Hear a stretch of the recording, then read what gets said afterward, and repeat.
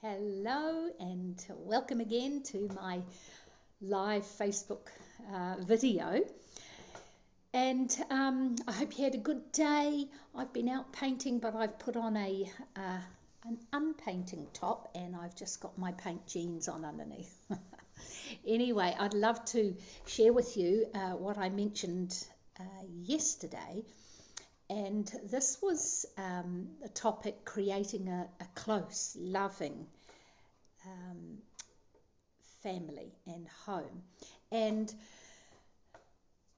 I shared about how in 2015, I think it was, I went with a friend to China and we were speaking with parents over there. And prior to leaving, we gave them the option of what workshops they'd like us to do. And it was astonishing, really, and very exciting when every single place, every city, the people sent back saying they wanted to hear about how to create a close, loving, joy-filled home and family.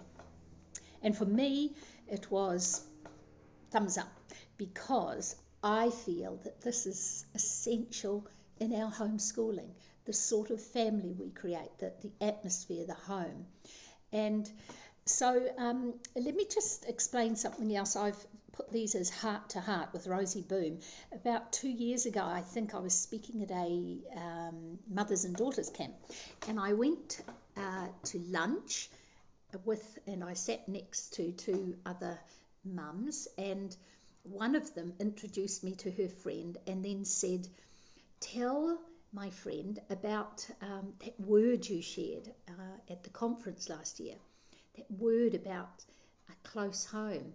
And so I began to talk to her about what I'm going to share with you now. And in the middle of it, this woman put her finger up. She said, "I know, Rosie." She said, "You need to write a book." And you need to write in there all the messages that you've talked to us about over the years at the Heart Conference, the homeschooling conference. So I thought, yes, I do. So as soon as lunch was over, I went home to my cabin, opened the laptop, started a new Word document and typed Heart to Heart with Rosie Boom. So it's a double whammy. It's my heart to yours, and it's also the Heart Conference, starting way back when, which I've been speaking at for about 23 years. So all the messages that I've shared with women over those years. So that's it. Right. Well, many people throughout the world have heard of the woman Corrie Boom. I get asked all the time, am I related to her? I say, well, I'm a tenth removed. Take the 10 out. Just Rosie Boom. Anyway, she came to everyone's attention through the book, The Hiding Place. The movie was written about her. And I'm just getting a low battery thing, but it's plugged in. Why is that? Anyway, she was raised in a beautiful home. Her grandfather, Willem ten Boom, started a prayer meeting in their home, and that prayer meeting, or weekly prayer meeting, went on for 100 years. Can you believe that? 100 years without missing a week. Wow. Her father, Casper, was a godly man of great compassion, and he every night would gather the family around the kitchen table after dinner. He'd read from the Bible, he'd read Psalm 91, and then they'd pray together, and he'd bless each one of his children. He was a wonderful man. Her mother also was a real,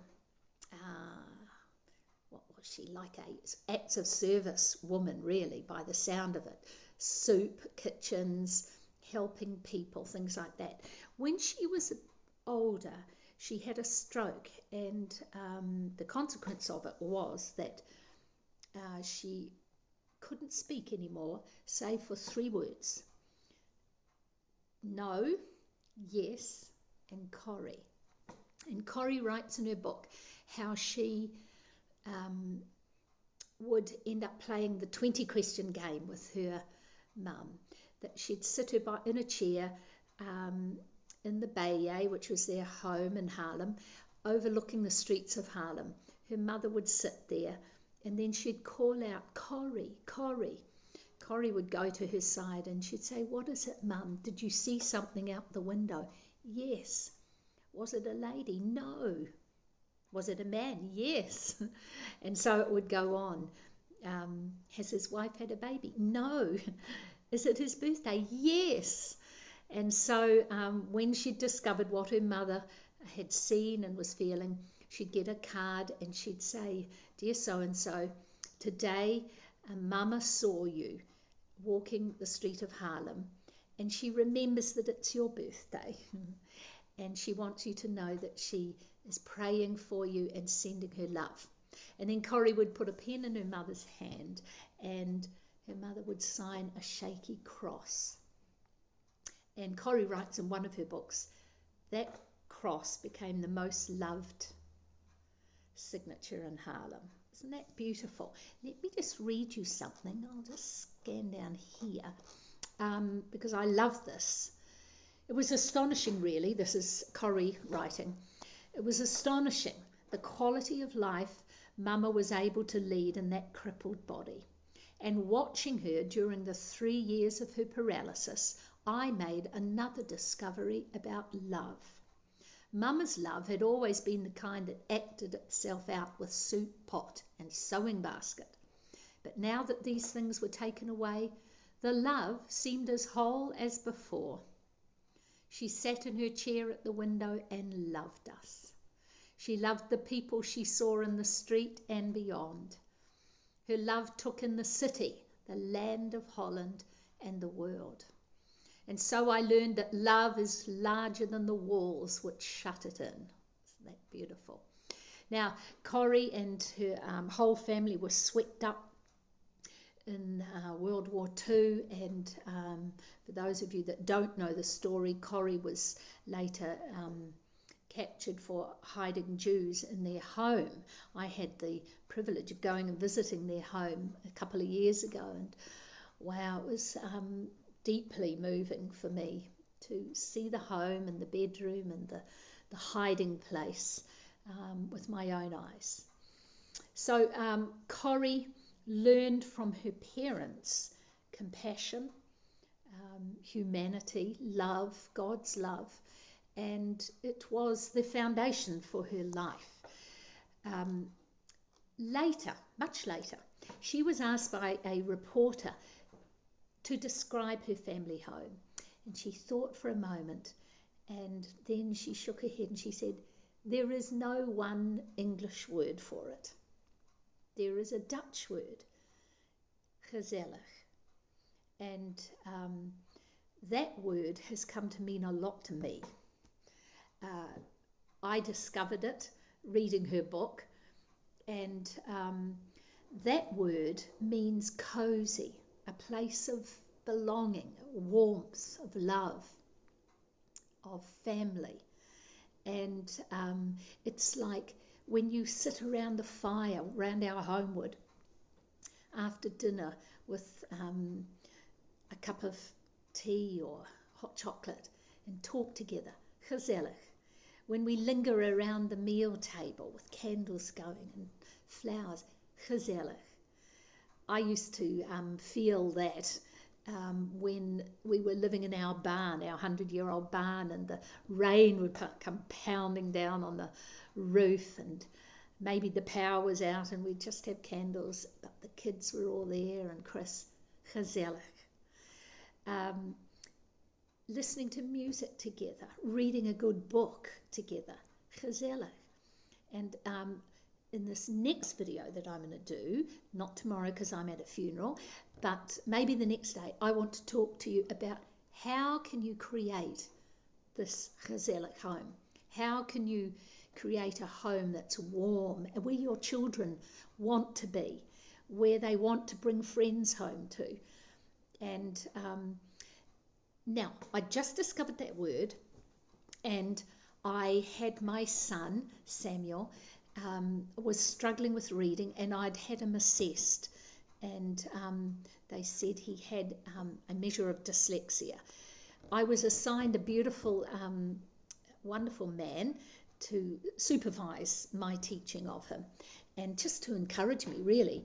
And I remember ringing him one day, and I said to him, "Oh, this morning Sam said to me, 'Mummy, how is it that I can read quite well when I'm cuddled up beside you on the sofa, but when I'm in my bedroom on my own, I'm terrible?'" And my friend gave this little chuckle and just said, "Gezellig." And I was shocked. I said, "What did you say?" And he repeated. I said, "I've just discovered that word." And he said, "Ah, yes, well, it's a word I know very well, married to a Dutch lady."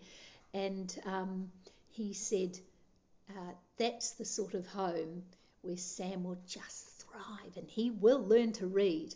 Boy, how right he was. So Gezellig doesn't just create, the warm fuzzies. It can help your child learn to read. And for any of you listening that have got a child that's struggling with maths or English or whatever, Gezellig. Create a warm environment where they feel safe and where they'll be not afraid to try. And don't you worry, your children will thrive. It's a place where children thrive, not in a cold, stern home. I want to create, I hope you do, a warm place, a beautiful place where they feel loved and accepted.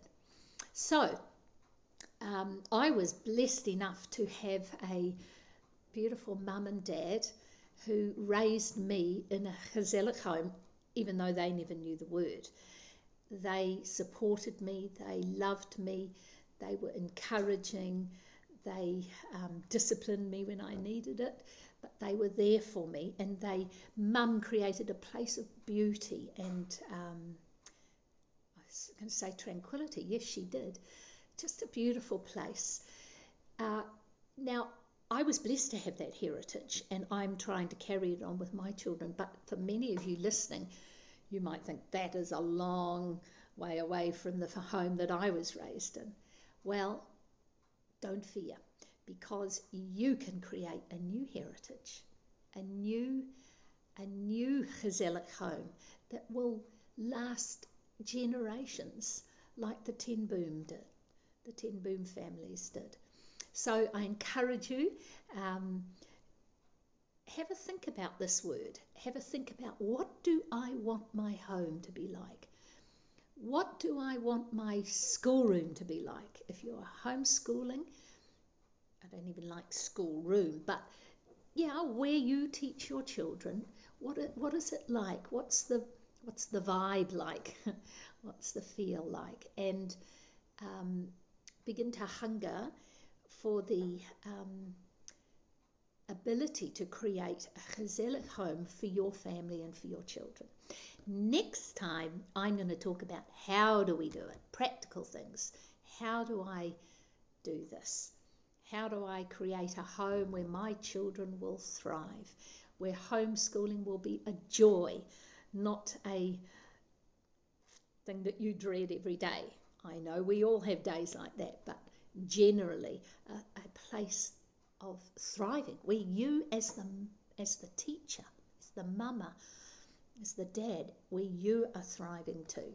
So I hope you join me, and watch out for it on live, share it with your friends, and I look forward to sharing those things with you next time. Goodbye and God bless.